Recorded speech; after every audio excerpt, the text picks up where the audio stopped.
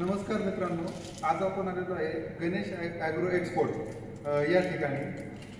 तर सरांचं जवळपास 1000 एकर क्षेत्रावरती बेबीकॉर्न एक्सपोर्टचं काम चालतं।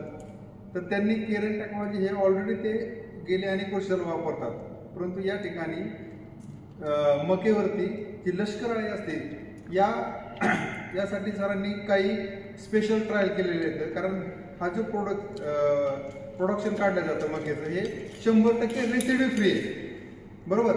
नमस्कार सर। नमस्कार। तुमचं नाव आणि पत्ता? किशोर गणपत शेळके, कडूस, तालुका खेड, जिल्हा पुणे। बरं, आपण केरन टेक्नॉलॉजी कधीपासून वापरताय? एक सरासरी 2 वर्षापासून मक्यासाठी वापरतात? मक्यासाठी वापरतो। मग तुमच्या एक्सपोर्टमध्ये वापरताय।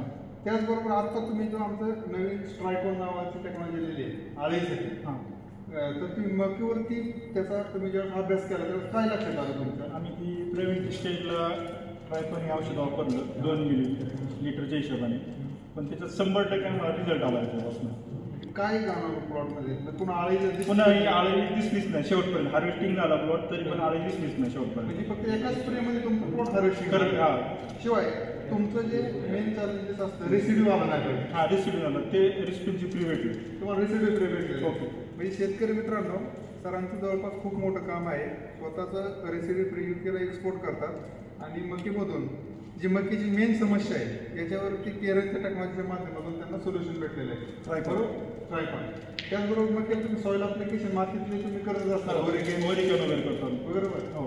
ओके, धन्यवाद फ्रेंड्स, अभिनंदन।